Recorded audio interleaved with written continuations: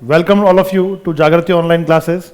मैं लोकेश टोगेशिया, आपका physics mentor, एक बार फिर से आप सभी का हार्दिक स्वागत करता हूं जागृति क्लासेस की ऑनलाइन फिजिक्स लेक्चर सीरीज में। तो गाइज, हमने लास्ट क्लास में बात की थी किरचॉफ्स वोल्टेज लॉ और किरचॉफ्स करंट लॉ की, केसीएल और केवीएल पर डिस्कशन किया था, उसके लॉस देखे थे, उनका स्टेटमेंट देखा था। दोनों लॉस किन किन एनर्जी कंजर्वेशन और चार्ज कंजर्वेशन लॉ पर बेस्ड हैं, इसके बारे में भी डिस्कशन किया था, और एक एप्लीकेशंस भी हमने उनकी डिस्कस की थी। चलिए आज इसी सीरीज में आगे बढ़ते हैं, और आज हमारा जो नया टॉपिक है वो है guys Wheatstone bridge. Wheatstone bridge. देखिए व्हीटस्टोन ब्रिज क्या है। व्हीटस्टोन ब्रिज बेसिकली एक अरेंजमेंट है चार रेजिस्टेंसेस का to determine the value of unknown resistance. ठीक है, व्हीटस्टोन ब्रिज क्या है?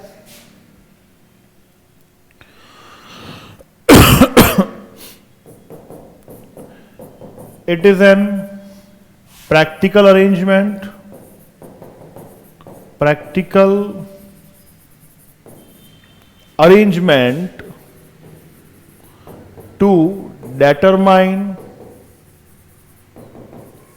to determine it is a practical arrangement to determine the value of unknown resistance। देखिए क्या है व्हीटस्टोन ब्रिज। एक ऐसा प्रैक्टिकल अरेंजमेंट है जिसकी हेल्प से हम क्या करते हैं, किसी अननोन रेजिस्टेंस की वैल्यू को कैलकुलेट करते हैं। देखिए इसमें रेजिस्टेंसेस बेसिकली किस फॉर्मेट में, किस फॉर्म में अरेंज होते हैं। मैं यहां पर इसको ऊपर करता हूं और यहां पर हम क्या करते हैं, डायग्राम बनाते हैं। देखिए व्हीटस्टोन ब्रिज का जो डायग्राम होता है, स्कीमेटिक डायग्राम, वो कुछ इस तरह से होता है। इसमें चार रेजिस्टेंसेस होते हैं जिनको एक क्वाड्रिलेटरल की आर्म्स की फॉर्म में अरेंज किया जाता है। किस फॉर्म में? क्वाड्रिलेटरल की आर्म्स की फॉर्म में अरेंज किया जाता है, जैसा कि आप फिगर में देख पा रहे हैं।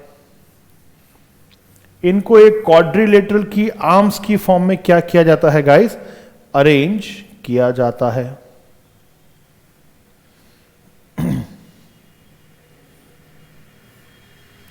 इस तरह से एक क्वाड्रिलेटरल की आर्म हो गई। थोड़ा सा और प्रॉपरली कंस्ट्रक्ट करें तो दोबारा से थोड़ा सा प्रॉपरली कंस्ट्रक्ट करते हैं इसे।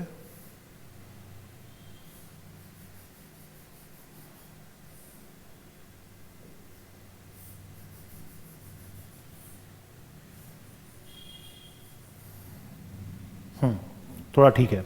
देखिए इस तरह से चार रेजिस्टेंसेस होते हैं। इसको बोलते हैं P और इसको बोलते हैं Q, इसे कहा जाता है R और इसे कहा जाता है S।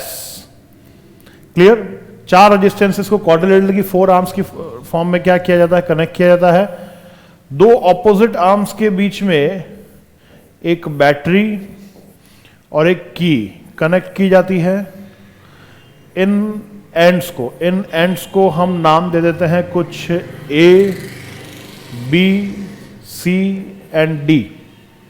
वहीं पर दो ऑपोजिट आर्म्स, बाकी देखिए दो ऑपोजिट A और C के बीच में क्या किया गया है, एक बैटरी और एक की कनेक्ट की गई है, और बाकी जो रिमेनिंग दो ऑपोजिट आर्म्स हैं इसकी, उसके बीच में एक अनदर की और एक गैल्वेनोमीटर G को ज्वाइन किया जाता है गाइस।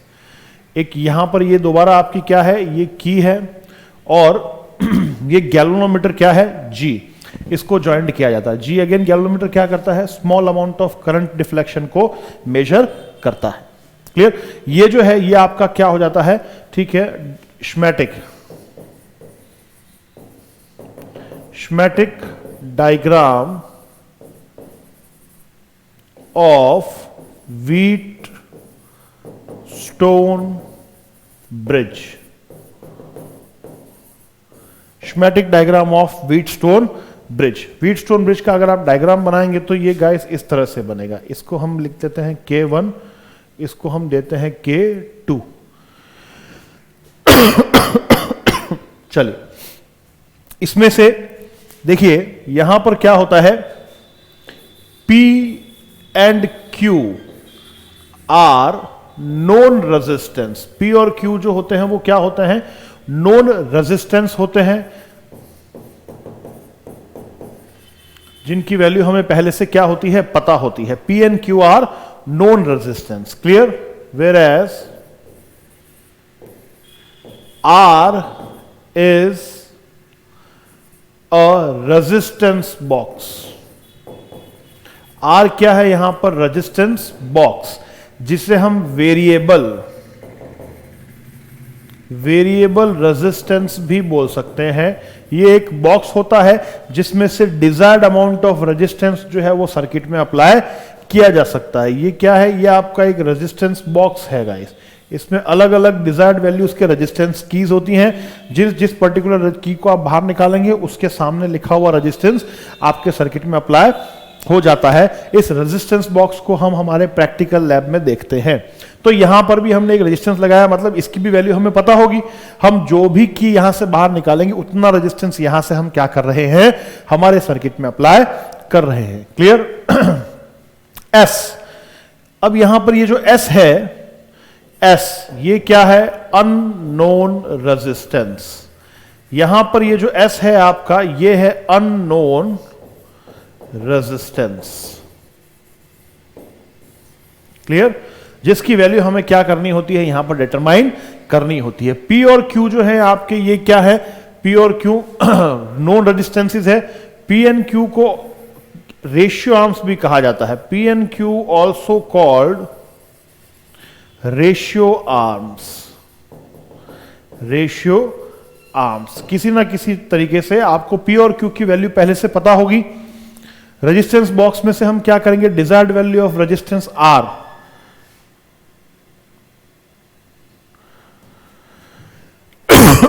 सॉरी सप्लाई कर सकते हैं सर्किट में। और S जो रेजिस्टेंस, S जो है रेजिस्टेंस I, ये आपका अननोन रेजिस्टेंस है गाइस, जिसकी वैल्यू हमें डिटरमाइन करनी है। क्लियर, ये आपकी बैटरी हो गई, बैटरी या सेल कह सकते हो आप इसको। ये की हो गई, ये गैल्वेनोमीटर हो गया। क्लियर, तो ये आपका डायग्रामेटिक रिप्रेजेंटेशन होता है किसका, देख लीजिए, व्हीटस्टोन ब्रिज का। व्हीटस्टोन ब्रिज का डायग्रामेटिक रिप्रेजेंटेशन। अब इसमें क्या होता है, देखिए अननोन रेजिस्टेंस की वैल्यू कैसे फाइंड की जाती है, bye maintaining the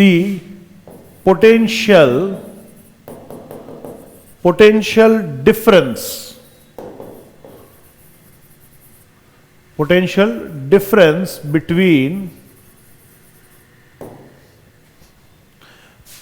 points, by maintaining the potential difference between points B and D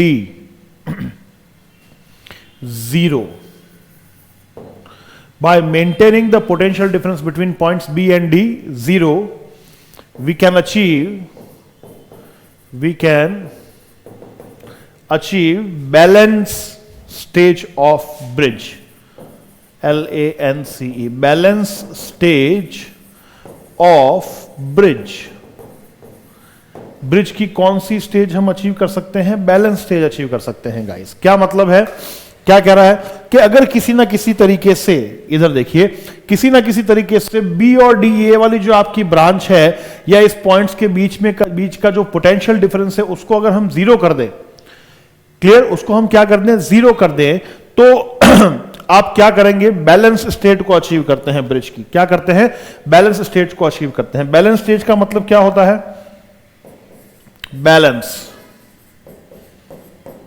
stage of bridge. Balance stage of bridge क्या होता है, बैलेंस स्टेज ऑफ ब्रिज क्या होता है, जहां पर VB is equals to VD, मतलब आपके इस सर्किट में पॉइंट B का पोटेंशियल VB और पॉइंट D का पोटेंशियल VD क्या हो जाए, सेम हो जाए। अगर पॉइंट बी और पॉइंट डी का पोटेंशियल सेम हो जाता है, इसका मतलब इस ब्रांच का पोटेंशियल डिफरेंस क्या हो जाएगा, देयरफॉर पोटेंशियल डिफरेंस क्या हो जाएगा, VB minus VD is equals to 0। VB minus VD is equals to क्या हो जाएगा, sorry guys, VB equals to VD, या तो इस जिस ब्रांच में आपने गैल्वेनोमीटर लगा रखा उसके दोनों पॉइंट्स पर पोटेंशियल की वैल्यू क्या हो, सेम, या फिर उस ब्रांच का पोटेंशियल डिफरेंस क्या हो जाए, 0 हो जाए। इस स्टेज को हम बोलते हैं बैलेंस स्टेज ऑफ ब्रिज। ये कैसे अचीव की जाती है, ठीक है, it can be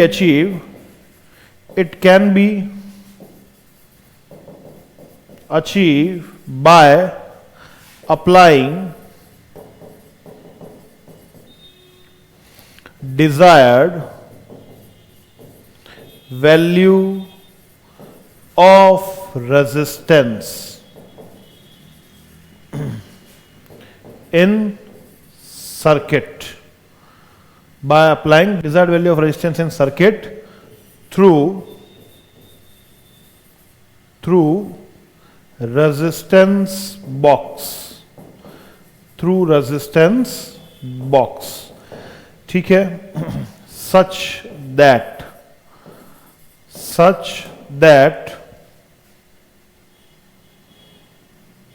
the deflection of galvanometer is 0। G का डिफ्लेक्शन क्या हो जाए, 0 हो जाए। कहने का मतलब देखिए कैसे किया जाता है, बैलेंस स्टेज को अचीव कैसे किया जाता है, समझिए। ये जो आपका रेजिस्टेंस बॉक्स है, इसको आप RB भी बोल सकते हैं, RB रेजिस्टेंस बॉक्स। इस रेजिस्टेंस बॉक्स से हम क्या करते हैं, इस की को सबसे पहले क्लोज करते हैं। की को क्लोज करते देखिए क्या होगा, जब ये दोनों की क्लोज होगी तो यहां से कुछ करंट जाएगी, कुछ करंट इसमें, कुछ करंट इसमें से कुछ करंट इधर फ्लो हो जाएगी, और यहां पर ये करंट ज्वाइन होकर के इस तरह से सर्किट में फ्लो होंगी। जब फ्लो होंगी तो आपका ये जो गैल्वेनोमीटर है ये डिफ्लेक्शन शो करेगा। गैल्वेनोमीटर क्या शो करेगा, डिफ्लेक्शन शो करेगा। इसका मतलब इस ब्रांच में करंट जा रही है। और करंट कैसे फ्लो होती है किसी भी ब्रांच में, from high potential to low potential guys, high potential to low potential. मैं मान के चलता हूं कि पॉइंट बी का पोटेंशियल क्या है, हाई है अभी पॉइंट डी से, मतलब इस ब्रांच में कुछ पर्टिकुलर पोटेंशियल डिफरेंस है। बेटा दो एंड्स पर पोटेंशियल डिफरेंस होता है तभी उस पर्टिकुलर ब्रांच में करंट फ्लो होती है, बिना पोटेंशियल डिफरेंस के ब्रांच में करंट फ्लो नहीं होगी। क्योंकि अगर दोनों पॉइंट्स का पोटेंशियल सेम हो गया तो किसी भी पॉइंट का पोटेंशियल हाई या किसी अदर पॉइंट का पोटेंशियल लो नहीं होगा। और करंट की टेंडेंसी होती है that current always flows from higher potential and to lower potential and, ध्यान रखिएगा, क्लियर। तो अभी हमने करंट की डायरेक्शन इस डायरेक्शन में दी है, तो हम मान के चलते हैं कि इनिशियली वीबी क्या है, वीडी से ज्यादा है। नाउ अब मैं क्या करता हूं, इस रेजिस्टेंस बॉक्स से desired amount of resistance plug करता रहता हूं, ठीक है। 100 ओम सपोज कर लीजिए, 200 ओम, 500 ओम, डिजायर्ड वैल्यू का रेजिस्टेंस प्लग करेंगे तो आपके सर्किट की करंट क्या होगी, अफेक्ट होगी, क्योंकि आप रेजिस्टेंस बढ़ा रहे हैं। सर्किट का रेजिस्टेंस क्या कर रहे हैं, बढ़ा रहे हैं। अगर आप सर्किट का रेजिस्टेंस इंक्रीज करते हैं गाइस, तो आपके रेजिस्टेंस बॉक्स से जो आप रेजिस्टेंस अप्लाई कर रहे हैं उसकी वजह से आपके सर्किट की करंट अफेक्ट होकर के क्या होगी, डिक्रीज होगी। क्या होगी, डिक्रीज होगी। तो आप देखेंगे कि जैसे जैसे हम इस रेजिस्टेंस बॉक्स से रेजिस्टेंस प्लग करते हैं तो एक कंडीशन क्या आएगी कि गैल्वेनोमीटर का डिफ्लेक्शन लगातार डिक्रीज होता जाएगा। क्या होता जाएगा, डिक्रीज होता जाएगा। क्यों होता जाएगा, क्योंकि इस ब्रांच में करंट डिक्रीज हो रही है। एक पॉइंट ऐसा आएगा, इंस्टेंस ऐसा आएगा जहां पर गैल्वेनोमीटर आपको क्या दे देगा, जीरो डिफ्लेक्शन। गैल्वेनोमीटर क्या शो करेगा, जीरो डिफ्लेक्शन। जीरो डिफ्लेक्शन कैसे शो कर रहा है, समझ में आ रही है बात आपको। हम रेजिस्टेंस बॉक्स से डिजायर्ड अमाउंट ऑफ रेजिस्टेंस क्या कर रहे हैं, प्लग कर रहे हैं और हमारे सर्किट की करंट को डिक्रीज कर रहे हैं। तो आपका गैल्वेनोमीटर किसी पॉइंट पर आपको क्या दे देगा, जीरो डिफ्लेक्शन।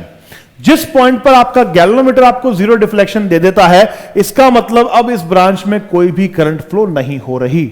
इस ब्रांच में कोई भी करंट फ्लो नहीं हो रही। बात समझ में आ रही है आपको। और जिस मोमेंट पर इस बीडी ब्रांच में करंट फ्लो होना जीरो हो जाएगी, उस मोमेंट पर मैं क्या कंक्लूजन निकालूंगा, that potentials at point B and D becomes equal.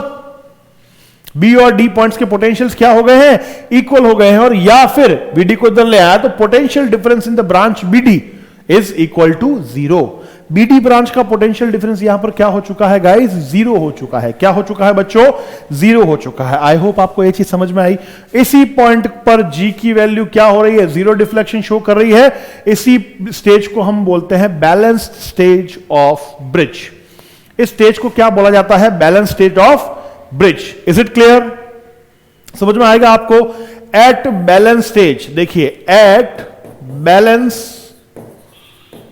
Stage, जब आपको बैलेंस्ड स्टेज मिलती है ना व्हीटस्टोन ब्रिज की, किसकी, व्हीटस्टोन ब्रिज की, तो बैलेंस स्टेज पर एक इक्वेशन बनती है। क्या बनती है, बैलेंस इक्वेशन। इसको हम प्रूफ करेंगे अभी। बैलेंस इक्वेशन कैसे होती है मैं बताऊंगा आपको अभी। बैलेंस इक्वेशन बनती है जिसको हम बोलते हैं P upon Q is equals to R upon S। Balance state condition या balanced equation P by Q equals to R by S। ये इक्वेशन आप तभी अप्लाई कर सकते हैं अपने व्हीटस्टोन ब्रिज में जब आपका व्हीटस्टोन ब्रिज बैलेंस्ड स्टेज में हो। ध्यान रखिएगा गाइस, बैलेंस स्टेज का मतलब क्या, potential difference between points B and D become zero, और गैल्वेनोमीटर जो आपका मिडल वाला गैल्वेनोमीटर है ये क्या शो करना चाहिए, जीरो डिफ्लेक्शन। इस स्टेज को हम बोलते हैं बैलेंस स्टेज ऑफ ब्रिज। तो जब ब्रिज बैलेंस स्टेज में आ जाएगा तो आप ये इक्वेशन अप्लाई कर सकते हैं, और ये इक्वेशन अप्लाई करके यहां से क्या कर सकते हैं, S की वैल्यू डिटरमाइन कर सकते हैं। S की वैल्यू हो जाएगी Q into R by P। Clear, Q की वैल्यू और P की वैल्यू आपको मालूम है, पहले से बताया था मैंने आपको। और R क्या है, रेजिस्टेंस बॉक्स से प्लग किए गए रेजिस्टेंस की वैल्यू। इन सारी वैल्यूज को अगर हम यहां पर पुट करते हैं तो हमें जो वैल्यू मिलती है S, वो क्या हो जाएगा, हमारा अननोन रेजिस्टेंस। इस तरह से हम क्या कर लेंगे, हमारा अननोन रेजिस्टेंस जो है वो कैलकुलेट कर सकते हैं इस ब्रिज को बैलेंस्ड स्टेज में लाकर। देख लीजिए, समझ में आएगा।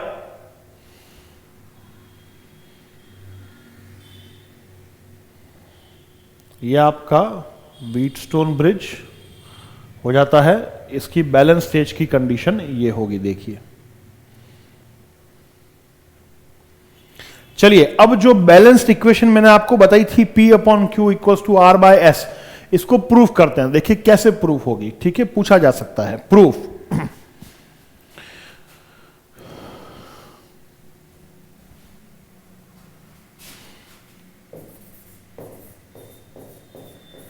Proof of balanced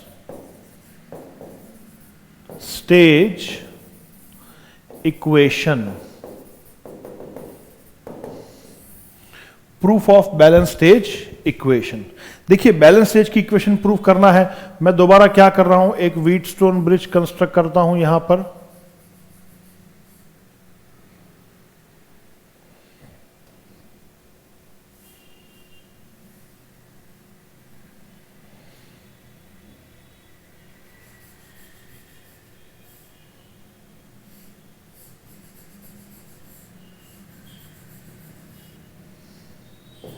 P Q R S।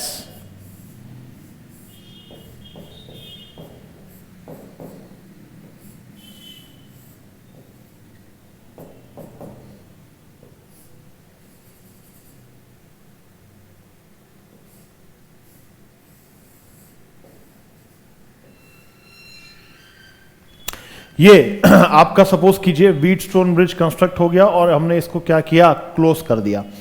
Close कर दिया और मैंने क्या किया है, यहां पर रेजिस्टेंस बॉक्स की वो डिजायर्ड वैल्यू पुट की है जिससे आपका G जो है वो क्या है, जीरो है। इसका मतलब VB माइनस VD क्या है, जीरो है। इसका मतलब VB is equal to VD हो चुका है।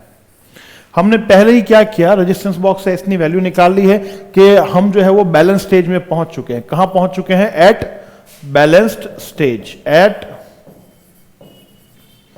Balanced stage.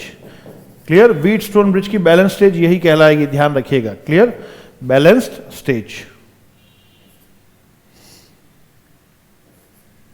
व्हीटस्टोन ब्रिज की बैलेंस्ड स्टेज। नाउ अब देखिए, सपोज कीजिए यहां से करंट जो है वो क्या हो रही है, फ्लो हो रही है I। तो यहां पर ये नोड पॉइंट है, यहां पर करंट क्या हो जाएगी, डिवाइड हो जाएगी, ये हो जाएगी I1 और ये हो जाएगी I2। क्लियर? क्योंकि G का डिफ्लेक्शन 0 आ रहा है तो डायरेक्ट इस ब्रांच में कोई करंट नहीं जाएगी, क्योंकि हमने पहले ही कि मैंने क्या बोला आपको, हम बैलेंस स्टेज पर पहुंच चुके हैं। हमने इस तरह से डिजायर्ड वैल्यू निकाल दिया रेजिस्टेंस बॉक्स से कि हम कहां पहुंच चुके हैं गाइस, बैलेंस स्टेज पर पहुंच चुके हैं। तो देखिए इस ब्रांच में करंट क्या जाएगी, I1, इस ब्रांच में दोबारा करंट आएगी I2 और ये यहां पर ज्वाइंट होकर के बन जाएगी I, कुछ इस तरह से। क्लियर? नाउ ये आपका पॉइंट A हो गया, ये B हो गया, ये C हो गया और ये D हो गया, ध्यान रखिएगा D हो गया। नाउ अब देखते हैं हम सबसे पहला potential difference between points A and B, between points A and B। A और B के बीच में अगर आप पोटेंशियल डिफरेंस देखेंगे तो क्या मिलेगा आपको, देखिए VA minus VB is equal to I1 into P। ये समझ में आया आपको? क्योंकि करंट देखिए A से B जा रही है, इसका मतलब A का पोटेंशियल ज्यादा है B के पोटेंशियल से, तो AB का पोटेंशियल डिफरेंस क्या हो जाएगा इस ब्रांच में, I into R, Ohm's law से। Clear? Similarly potential difference between points A and D, A और D के बीच में अगर पोटेंशियल डिफरेंस देखें तो क्या हो जाएगा, VA minus VD is equals to I2 into R। क्या ये बन जाएगा? बिल्कुल। Similarly potential difference between points B and C, B और C के बीच में देखिए क्या हो जाएगा, VB minus VC is equals to I1 into Q, equation 3। B का पोटेंशियल माइनस C का पोटेंशियल is equals to I into R। And fourth, potential difference between points D and C, D and C के बीच में हो जाएगा VD minus VC is equals to I2S, equation 4, I2S equation 4। तो इस तरह से देखिए इन सारी ब्रांचेस में इस जहां जहां रेजिस्टेंसेस कनेक्ट हो रखे हैं, इन सारी ब्रांचेस में अगर हम पोटेंशियल डिफरेंस की कैलकुलेशन करें तो ये पोटेंशियल डिफरेंस कुछ इस तरह से मिल जाएंगे हमें, देख सकते हैं। क्लियर? ये आपके पोटेंशियल डिफरेंसेस हो गए गाइस। चलिए बहुत ही बढ़िया, बहुत बेहतरीन। नाउ अब देखिए यहां पर, या इसको बेटर रहेगा कि सेम पेज पे ही कंटिन्यू किया जाए। क्या कर सकते हैं, चलो कोई बात नहीं, आगे करेंगे, इसको बार बैक करेंगे। नाउ इसको बैक कर लेंगे, कोई दिक्कत नहीं है। देखिए एज वी नो, क्योंकि हम कहां पर हैं, बैलेंस स्टेज में है, इसलिए तो जी में कोई करंट हमने फ्लो नहीं करवाई, तो बैलेंस स्टेज में VB इज इक्वल्स टू क्या है, VD। VB is equals to क्या है, VD। तो हम क्या कर रहे हैं, देखिए again from equation first and second, आपकी जो फर्स्ट और सेकेंड इक्वेशन है, दोबारा एक बार इसको देखिएगा।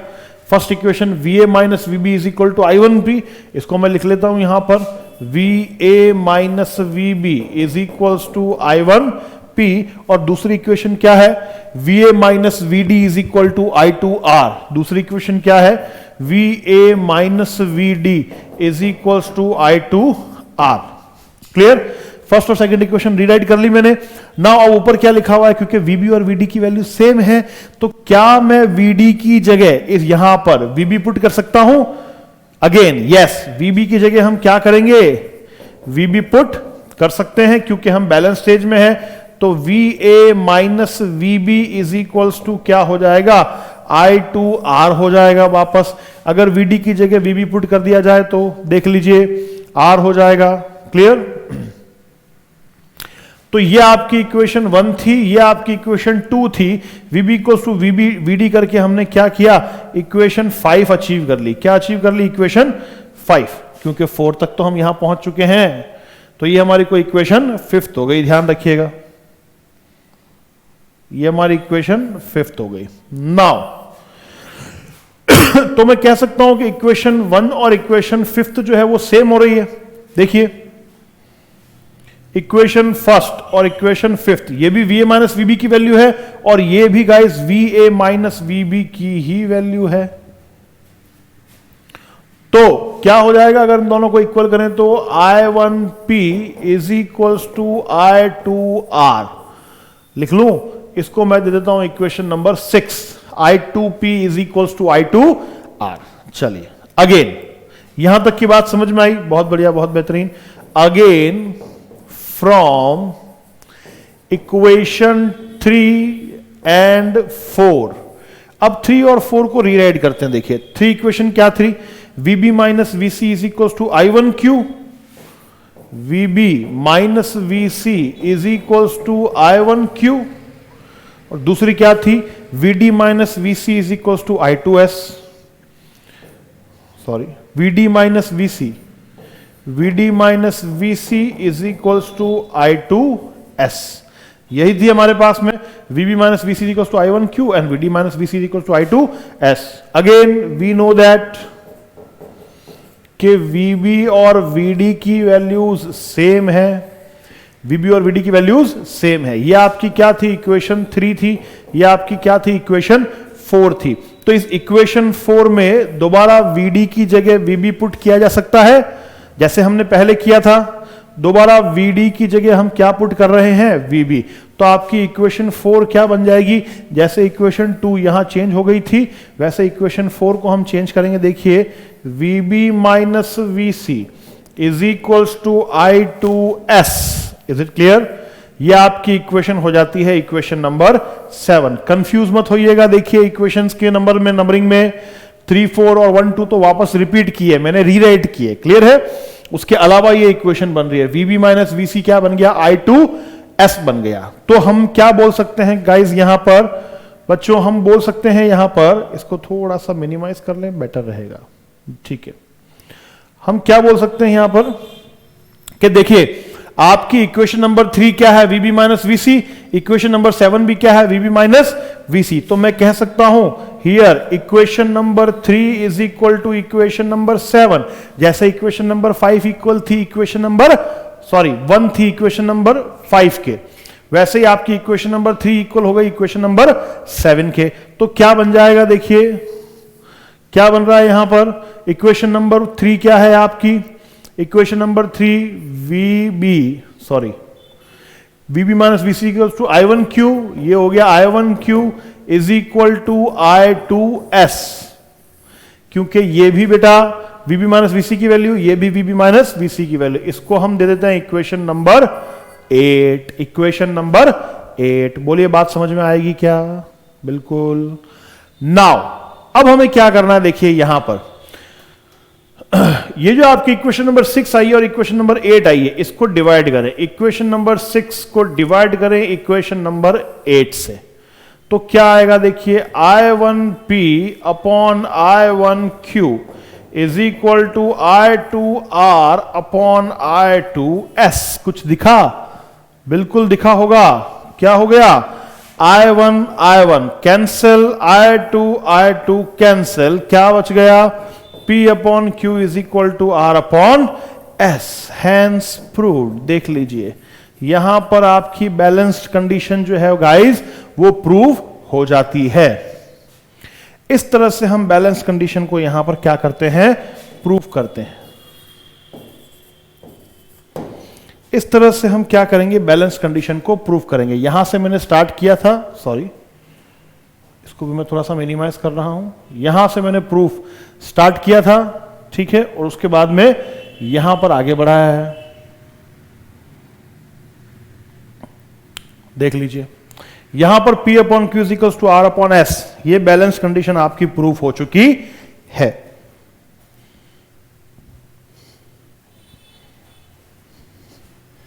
देखिए इसी कंडीशन को, आई होप क्लियर है यहां तक, इसी कंडीशन को हम प्रूफ कर सकते हैं by Kirchhoff's law, Kirchhoff's law से। देखिए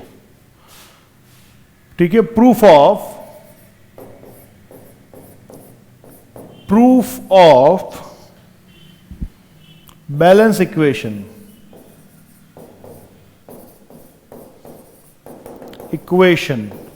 of Wheatstone bridge.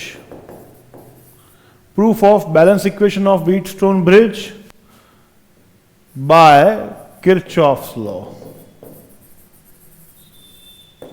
Kirchhoff's law.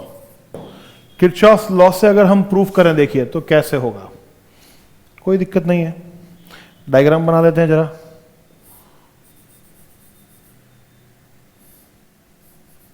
यह आपका व्हीटस्टोन ब्रिज है,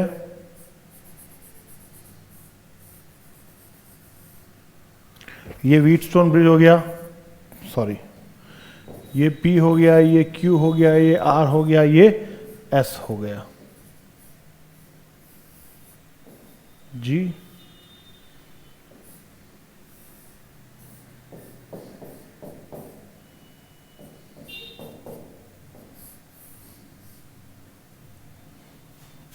नाउ देखिए, इसको क्लोज किया हमने,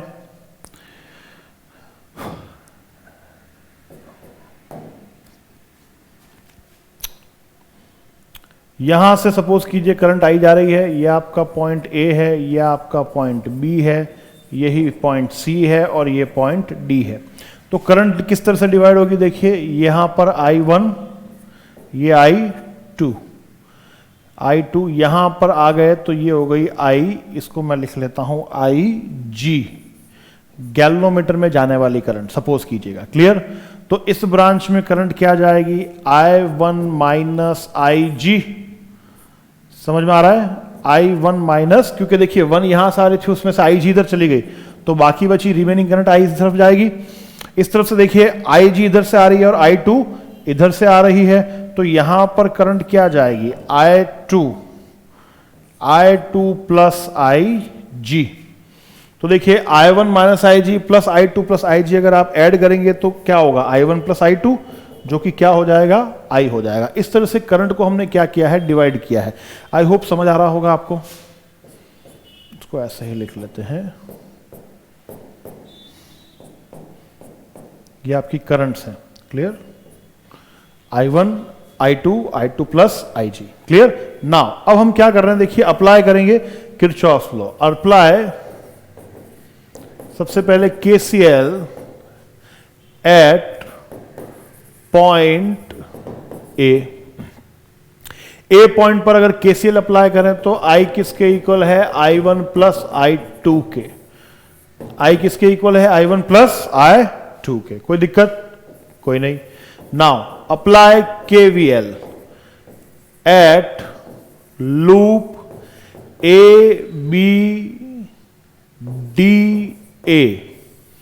ABDA लूप में क्या करें, KVL अप्लाई करेगा। इस ABDA लूप कौन सा है आपका, ये वाला लूप 1। फर्स्ट लूप में क्या कर रहे हैं हम, KVL अप्लाई कर रहे हैं ABDA में। तो अगर KVL अप्लाई करते हैं, देखिए तो क्या बनेगा, इस पूरे लूप में इस पर्टिकुलर डायरेक्शन में चलते हुए सारे पोटेंशियल्स का एल्जेब्रिक सम हमें क्या करना है, जीरो करना है। क्या करना है, जीरो करना है। तो A से अगर स्टार्ट करते हैं तो क्या हो जाएगा, माइनस I1P माइनस IgG। मैं मानता हूं कि इस गैल्वेनोमीटर का भी कुछ रेजिस्टेंस होगा, जो कि क्या होगा, कैपिटल G। ये इसका रेजिस्टेंस हो गया IgG। और इस तरफ गए तो ऑपोजिट डायरेक्शन में जाएंगे करंट की, तो मैंने क्या कहा था, हम साइन लेंगे plus I2R is equals to 0।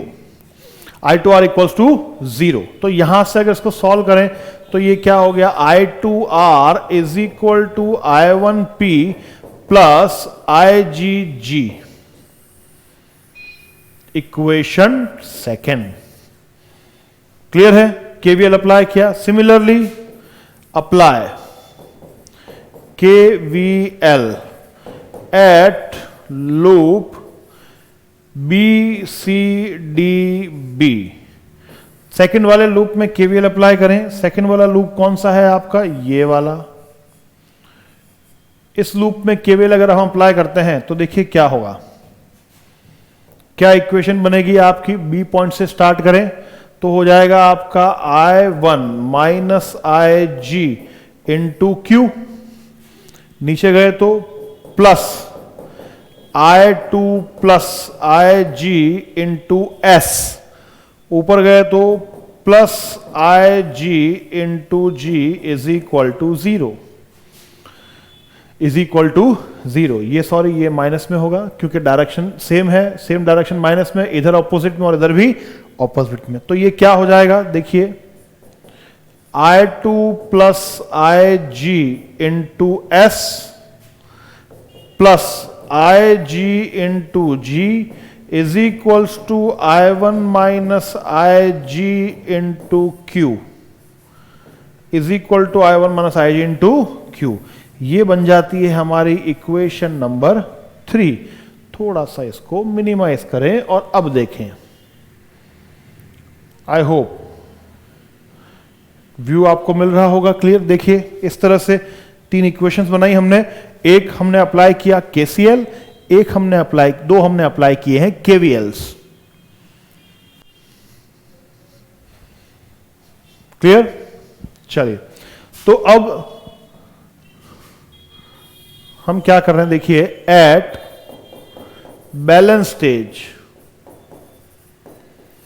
जब हम बैलेंस स्टेज पर होते हैं तो वहां पर क्या आई जी की वैल्यू 0 होगी क्या?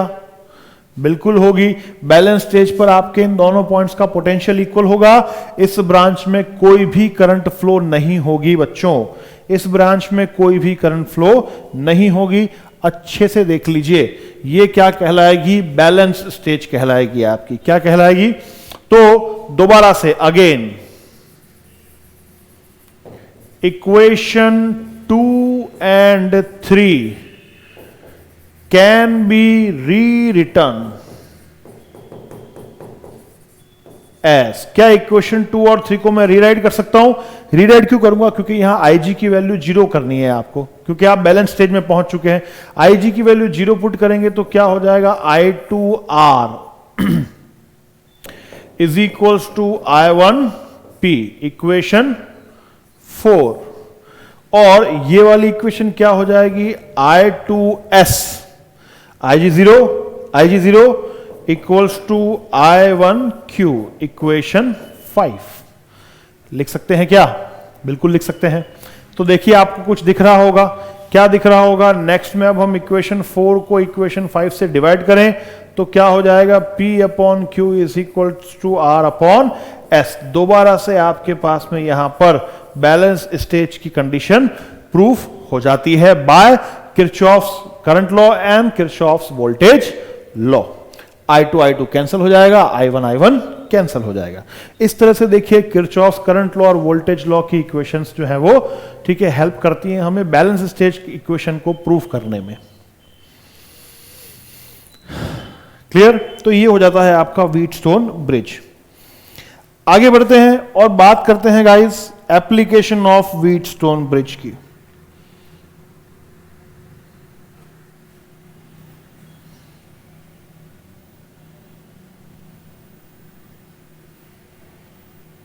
देख लीजिए इसको एक बार।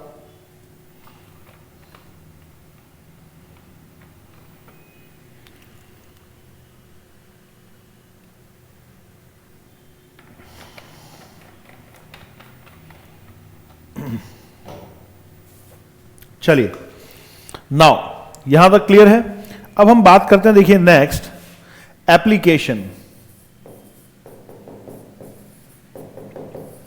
Application of wheat stone bridge.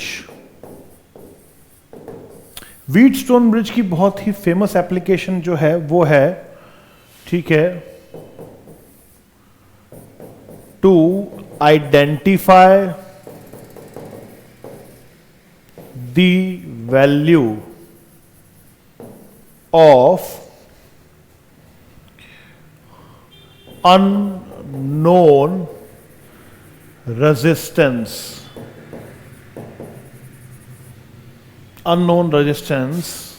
through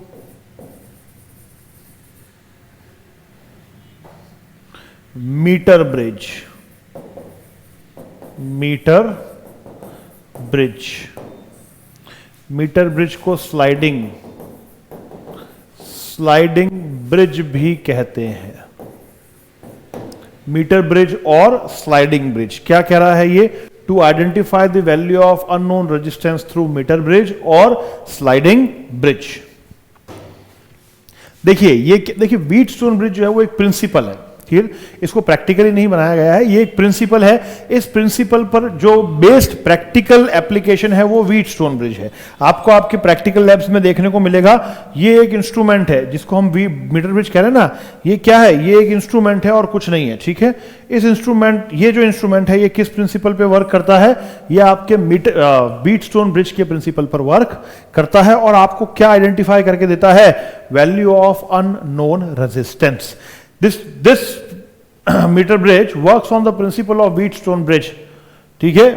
principal Wheatstone bridge के प्रिंसिपल पर वर्क करके आपको अननोन रेजिस्टेंस की वैल्यू आइडेंटिफाई करके देता है। कैसे देता है आइए उसकी बात करते हैं, ठीक है। चलिए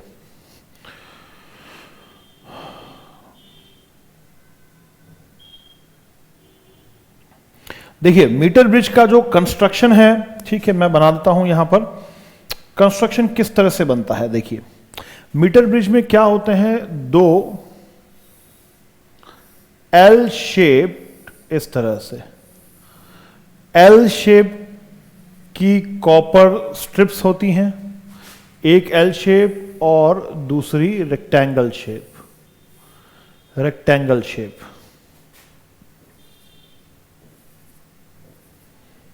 यहां पर वापस क्या मिलती है? L shaped.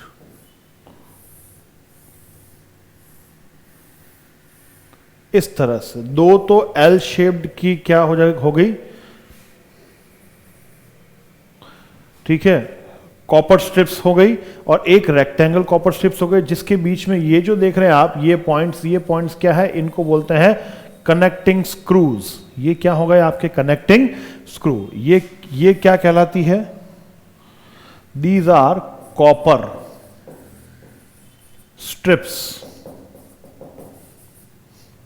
और ये क्या है? Connecting screw.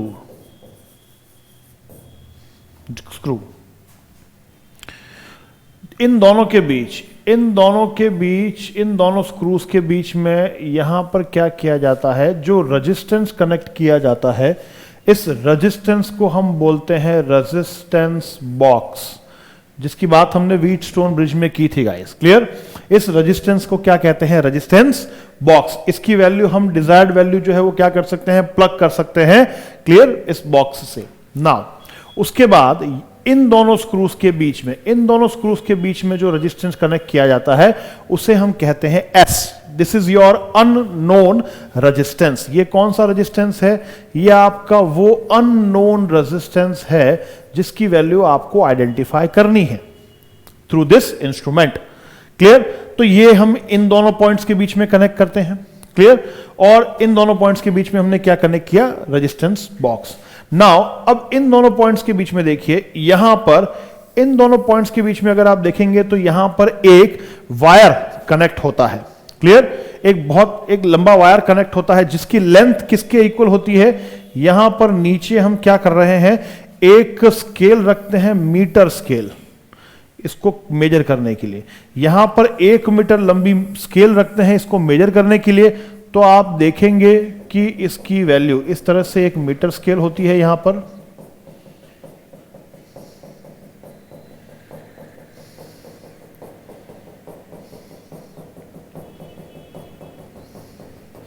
इस पूरी स्केल की लेंथ कितनी है? 1 मीटर, अबाउट 1 मीटर या 100 सेंटीमीटर। और इसके ऊपर ये जो वायर लगा हुआ है इसकी भी फिर लेंथ कितनी हो गई? 1 मीटर या 100 सेंटीमीटर। ये जो आपका वायर है ये किस मटेरियल का बना होता है? ये बना होता है गाइस कॉन्स्टेंटन और मैग्नाइन। कॉन्स्टेंटन और मैग्नाइन अलॉय का होता है, मिक्सचर होता है कॉन्स्टेंटन और मैग्नाइन अलॉय का। इस ठीक है, कॉन्स्टेंटन, इसको थोड़ा प्रॉपर लिख लेते हैं।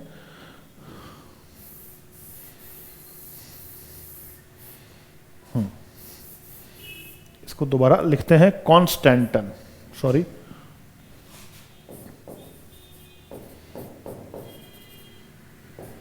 कॉन्स्टेंटन मैग्नाइन अलॉय, कॉन्स्टेंटन और मैग्नाइन अलॉय का बना होता है। क्लियर? ये जो आपका पॉइंट है, इस पॉइंट को हमने नाम दे रखा है ए पॉइंट। ये जो आपका पॉइंट है, इस पॉइंट को हमने नाम दिया है सी पॉइंट। नाउ फर्दर इन दोनों पॉइंट्स से क्या करते हैं, हम पास करवाते हैं एक, ठीक है, वायर, जो कि आगे जाकर कनेक्ट होता है एक सेल या बैटरी से, और दूसरा पॉइंट जाकर कनेक्ट होता है की से। ऐसे बना सकते हैं इसको, एक मिनट, इस तरह से। ये ए और सी से जो पॉइंट्स निकल रहे हैं, कनेक्टिंग वायर्स निकल रहे हैं, ये क्या कर रहे हैं, ये दोनों चल करके इस सेल और इस की को क्या कर रहे हैं, आपस में कनेक्ट कर रहे हैं गाइस। क्लियर? बात समझ आ रही है आपको? ठीक है, ये एज इट इज ब्लॉक आपको आपकी प्रैक्टिकल लैब में देखने को मिल जाता है, डेमोन्स्ट्रेट कर सकते हैं आप। जो मैं बना रहा हूं यही एज इट इज आपको एक वुडन बॉक्स पर एज इट इज इंस्ट्रूमेंट मिलेगा आपको। ठीक है, उसके बाद में ये ए हो गया, ये बी हो गया, तो ये पॉइंट जो है आपका, ये पॉइंट है बी पॉइंट। ये कौन सा पॉइंट है? B point. नाउ अब इस बी पॉइंट से यहां से एक कनेक्टिंग वायर निकलता है, इस तरह से कनेक्टिंग वायर निकलता है, और ये कनेक्टिंग वायर आगे चल करके क्या होता है, यहां इस पॉइंट पर ज्वाइंट होता है, किसके थ्रू? एक जे के थ्रू। इस जे को हम कहते हैं स्लाइडिंग की और जॉकी। मैं यहां नीचे लिख देता हूं, ये जे क्या हो गया गाइस, यहां पर इस जे को बोलते हैं जॉकी, जॉकी या स्लाइडिंग की। ये जॉकी क्या है? आपकी स्लाइडिंग की है, मतलब इस की को हमने इस बी पॉइंट से कनेक्ट किया है, और इस की को हम इस पॉइंट पर टच करके क्या कर रहे हैं, स्लाइड करवाते जा रहे हैं। क्लियर? एक चीज और, इस स्लाइडिंग की अगर मैं बात करूं, सॉरी, इस स्लाइडिंग की के साथ में ये जो कनेक्टिंग वायर है ना, जो इस जॉकी को क्या कर रहा है, कनेक्ट कर रहा है, इस कनेक्टिंग वायर के बीच में ही गाइस क्या है, एक गैल्वेनोमीटर भी कनेक्ट होगा। क्या होगा? गैल्वेनोमीटर भी कनेक्ट रहेगा आपका। जी क्या है यहां पर? गैल्वेनोमीटर। क्लियर? इस तरह से ये एक गैल्वेनोमीटर यहां पर कनेक्टेड है, और इस गैल्वेनोमीटर से होते हुए आपका ये जो बी पॉइंट है, सॉरी, ये जो बी पॉइंट है स्क्रू का, यहां से एक स्क्रू निकल करके और इस तरह से इसको कनेक्शन दे रहा है। आई होप ठीक है, बात समझ में आ रही होगी। डायरेक्ट भी कर सकते हैं, डायरेक्ट करें, चलिए वो ज्यादा इजी हो जाएगा, इसको डायरेक्ट कनेक्ट कर लेते हैं, है ना, बहुत मैसी हो रहा है, तो इसको डायरेक्ट कनेक्ट कर लेते हैं यहां से। देखिए इस तरह से ये पॉइंट बी हो गया, यहां से एक गैल्वेनोमीटर जी, और सीधा जाकर के ये कनेक्ट हो जाएगा एक स्लाइडिंग की से। ये आपकी स्लाइडिंग की क्या हो गई? जॉकी। चलिए ये ज्यादा अच्छा हो गया, इसको पूरा नहीं घुमाए, ठीक है, वो आप पर डिपेंड करता है। इसको सीधा जॉकी से यहां पर हम कनेक्ट कर देते हैं। दिस इज योर स्लाइडिंग की। स्लाइडिंग की का मतलब क्या है? इस की को इस वायर पर टच करके धीरे धीरे स्लाइड किया जा सकता है। जब आप धीरे धीरे स्लाइड करेंगे तो आप देखेंगे कि आपका गैल्वेनोमीटर जो है वो डिफरेंट डिफ्लेक्शंस शो करेगा। क्यों करेगा, इसकी बात हम अभी आगे करेंगे। तो ये जो सारा कंस्ट्रक्शन सेटअप होता है, ये एक मीटर ब्रिज का कंस्ट्रक्शन सेटअप होता है गाइस। किसका कंस्ट्रक्शन सेटअप है? मीटर ब्रिज का कंस्ट्रक्शन सेटअप है। क्लियर? अब हमें क्या करना है, देखिए इसको थोड़ा सा मिनिमाइज करते हैं और हमारी कुछ बात यही करते हैं। देखिए ये आपका क्या हो जाएगा, कंप्लीट कंस्ट्रक्शन सेटअप हो जाएगा किसका? मीटर ब्रिज का। नाउ अब यहां पर देखिए मीटर ब्रिज, मुझे आई थिंक पेज नेक्स्ट करना ही पड़ेगा, ठीक है, यहां पर सेट नहीं हो पाएगा। चलिए यहां तक कंस्ट्रक्शन देख लिया आपने। नाउ अब इसकी जो प्रिंसिपल की बात करते हैं, देखिए कंस्ट्रक्शन आपको समझ में आया। Principle, metre bridge works on the principle of Wheatstone Bridge। Metre bridge किस प्रिंसिपल पर वर्क करता है? व्हीट स्टोन ब्रिज के प्रिंसिपल पर ही वर्क करता है। मैंने बताया था आपको मीटर ब्रिज किसकी एप्लीकेशन है, व्हीट स्टोन ब्रिज की एप्लीकेशन है, तो किसके प्रिंसिपल पे वर्क करेगा, व्हीट स्टोन ब्रिज के प्रिंसिपल पे वर्क करेगा। व्हीट स्टोन ब्रिज का प्रिंसिपल क्या है, at balancing stage we can apply P upon Q is equal to R upon S। Balancing stage पर हम क्या अप्लाई कर सकते हैं, P upon Q is equal to R upon S की equation. Clear, P upon Q is equal to R upon S की equation. अभी इसी सेटअप को देखिए, आप देखेंगे कि ये वाला जो आपका सेटअप है पूरा मीटर ब्रिज का, ये एज इट इज कॉपी है किसकी, मीटर ब्रिज की, सॉरी व्हीट स्टोन ब्रिज की। एज इट इज कॉपी है किसकी, व्हीट स्टोन ब्रिज की। देखेंगे कैसे, तो बैलेंसिंग स्टेज क्या होता है, P upon Q equal to R by S।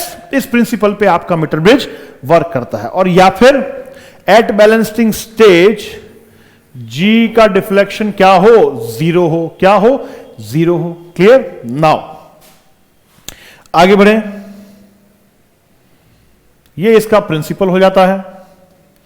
साथ ही साथ फ्रॉम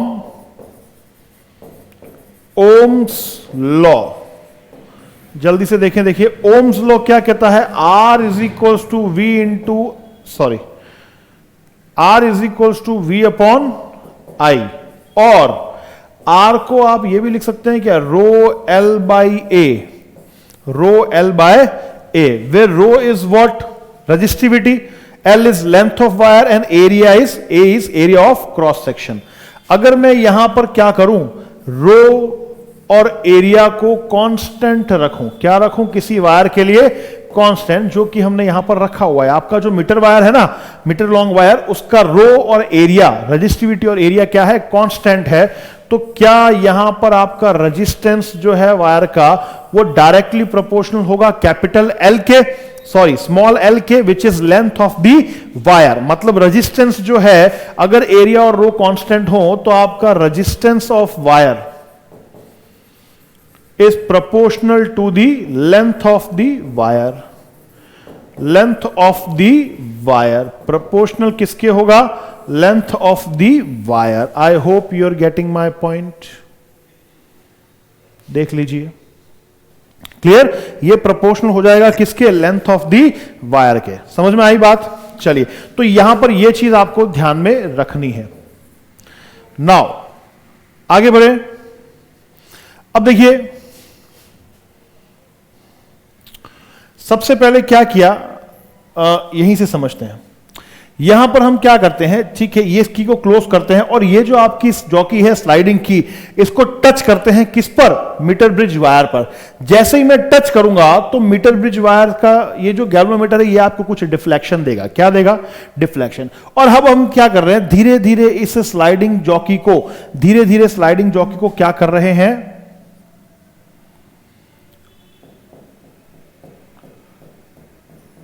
यहां पर लाए, यहां पर लाए और यहां पर लाए। धीरे धीरे हमने इस स्लाइडिंग जॉकी को क्या किया, स्लाइड करवाया वायर पर। तो जैसे जैसे आप स्लाइड करवाएंगे वैसे वैसे आप देखेंगे कि आपका गैल्वेनोमीटर जो डिफ्लेक्शन दे रहा है, वो क्या दे रहा है, डिक्रीज हो रहा है। क्या हो रहा है, इसका डिफ्लेक्शन डिक्रीज हो रहा है गाइस। क्लियर, इसका डिफ्लेक्शन डिक्रीज हो रहा है। क्यों हो रहा है, क्योंकि यहां पर एक सर्किट बन रहा है, इस तरह से एक सर्किट बन रहा है आपका, और सर्किट में वायर की जो लेंथ है वो इंक्रीज होती जा रही है। जब जैसे जैसे आप स्लाइडिंग जॉकी को पीछे करेंगे तो आपकी वायर की लेंथ इंक्रीज होती जाएगी। आपके वायर की लेंथ इंक्रीज होती जाएगी तो आपके सर्किट का रेजिस्टेंस भी क्या होता जाएगा, इंक्रीज होता हुआ चला जाएगा। तो इस पॉइंट पर, ये जो रेड वाला J पॉइंट है, मान लीजिए इस पॉइंट पर G का डिफ्लेक्शन क्या हो गया, जीरो हो गया। इस J वाले पॉइंट पर G का डिफ्लेक्शन जीरो हो गया। जैसे इस J का डिफ्लेक्शन जीरो हो गया तो हम कहां पहुंच गए, हम हमारी बैलेंसिंग स्टेज पर पहुंच जाते हैं गाइस। कहां पहुंच जाते हैं, हमारी बैलेंसिंग स्टेज पर पहुंच जाते हैं। जब हम बैलेंसिंग स्टेज पर पहुंच गए तो इस पॉइंट को मैंने मार्क कर दिया D पॉइंट। क्या हो गया, D पॉइंट। देखिए as it is Wheatstone bridge की कंडीशन बन रही है। A और D पॉइंट के बीच में ये जो लेंथ है, ये मान लीजिए बैलेंसिंग लेंथ है, इसको बोलते हैं बैलेंसिंग लेंथ। ये कुछ Li है आपके पास, क्या आई, L। अच्छा, बैलेंसिंग लेंथ के प्रोपोर्शनल इस A और D पॉइंट का रेजिस्टेंस होगा, ए और डी के बीच में देखिए, व्हीटस्टोन ब्रिज में देखिएगा ए और डी पॉइंट के बीच में कौन सा रेजिस्टेंस होता है? पी। तो क्या ये पी प्रोपोर्शनल हो जाएगा किसके? इस बैलेंसिंग लेंथ एल के, बैलेंसिंग लेंथ एल के। P is proportional to balancing length L. बाकी ये जो रिमेनिंग बच गया गाइस यहां पर, ये कितना हो गया? 100 माइनस एल। ये कितना हो गया आपका? 100 माइनस एल। ये वाली ब्रांच की जो लेंथ है, ठीक है, उसमें Q होगा और Q 100 डिपेंड करेगा 100 माइनस एल पर। सेंटीमीटर्स में देख रहे हैं, ध्यान रखिएगा। ये पूरी लेंथ 100 सेंटीमीटर है ना, उसमें से ये लेंथ अगर एल हो गई तो पीछे बची लेंथ क्या हो गई? Q minus L. तो देखिए ए और डी पॉइंट्स के बीच में यहां पर रेजिस्टेंस आप कैलकुलेट कर लेंगे लेंथ के अकॉर्डिंग। डी और सी पॉइंट के बीच में भी आप रेजिस्टेंस कैलकुलेट कर लेंगे लेंथ के अकॉर्डिंग, जो कि होगा Q। ए और बी पॉइंट्स के बीच में जो रेजिस्टेंस है, क्या वो रेजिस्टेंस बॉक्स का ही रेजिस्टेंस है? और सिमिलरली बी और सी पॉइंट के बीच में जो रेजिस्टेंस है वो आपका अननोन रेजिस्टेंस है। और बी और डी पॉइंट्स के बीच में आपका गैल्वेनोमीटर है। तो ये एज इट इज सेटअप हो गया किसका? व्हीटस्टोन ब्रिज का गाइस। किसका सेटअप हो गया? व्हीटस्टोन ब्रिज का। चलिए, तो यहां तक की बात आपको आई थिंक समझ में आ गई। नाउ अब देखिए, at balanced condition, at balancing condition, balancing condition पे क्या होगा बच्चों? बैलेंसिंग कंडीशन पे ये होगा हमारे पास कि जी का डिफ्लेक्शन 0 हो चुका है। जी का डिफ्लेक्शन 0 हो चुका है तो पी की वैल्यू जो है वो डायरेक्टली प्रोपोर्शनल है आर के। आप इस प्रोपोर्शनलिटी के साइन को हटाएंगे तो कोई कांस्टेंट आ जाएगा सिग्मा। तो पी की वैल्यू हो गई हमारे पास में सिग्मा एल। सिमिलरली Q की वैल्यू प्रोपोर्शनल हो जाएगी किसके? 100 माइनस एल के। सेंटीमीटर्स में ले, सेंटीमीटर्स, क्लियर? यूनिट सेंटीमीटर आएगी यहां पर, ठीक है, क्योंकि 100 सेंटीमीटर है तो सेंटीमीटर आएगी, बस ये ध्यान रखिएगा, सेंटीमीटर। Q प्रोपोर्शनल हो गया 100 माइनस एल के। प्रोपोर्शनलिटी का साइन हटाएंगे तो एक कांस्टेंट आएगा और ये बन जाएगा सिग्मा 100 माइनस एल। ये आपका दूसरा रेजिस्टेंस हो गया Q। तो ये दोनों रेजिस्टेंस नोन हो गए, सिग्मा एल और सिग्मा 100 माइनस एल। नाउ अब यहां पर R जो है वो क्या है? Value of resistance box. Resistance box की वैल्यू है R, जो कि आपको पता है डिजायर्ड वैल्यू। नाउ R की वैल्यू आपने यहां पर डिटरमाइन कर ली, तो बैलेंस कंडीशन क्या होगी यहां पर? Balance equation. बैलेंस इक्वेशन क्या होती है बैलेंसिंग स्टेज पर? P by Q is equal to R by S। यहां से S क्या हो जाएगा? Q into R upon P। यहां पर ये सारी वैल्यूज पुट कर दीजिए। अगर आप ये वैल्यूज पुट करेंगे तो Q हो जाएगा sigma 100 minus L into R upon sigma L. Sigma sigma cancel out. जब ये सिग्मा से सिग्मा कैंसल हो जाएगा गाइस, तो आपके पास में S की वैल्यू क्या बनेगी बेटा? S की वैल्यू बन जाएगी 100 minus L into R upon 100। 100 minus L into R upon 100। यहां से आपके पास अननोन रेजिस्टेंस की वैल्यू कैलकुलेट हो जाती है। अननोन रेजिस्टेंस की वैल्यू यहां से कैलकुलेट हो जाती है। कुछ ये कंडीशंस आपको यहां पर अप्लाई करनी पड़ेंगी। तो ये है आपका मीटर ब्रिज। इस मीटर ब्रिज की हेल्प से देखिए बैलेंसिंग कंडीशन ला करके हमने क्या की? हमने आइडेंटिफाई कर ली किसकी? इस अननोन रेजिस्टेंस की वैल्यू। क्लियर है? ये होती है basic application of Wheatstone bridge. I hope आपको यहां तक की बात क्लियर हो चुकी होगी। ये आपका व्हीटस्टोन ब्रिज कंप्लीट हो जाता है। नेक्स्ट सेशन में हम बात करेंगे पोटेंशियोमीटर की। क्लियर? पोटेंशियोमीटर की गाइस। आई होप आपने ये सेशन एंजॉय किया होगा। Thank you guys, have a nice day. Clear? इसी तरह से पढ़ते रहिए, बढ़ते रहिए और अपना प्यार जागृति क्लासेस के साथ बनाए रखिए। Thank you, have a nice day.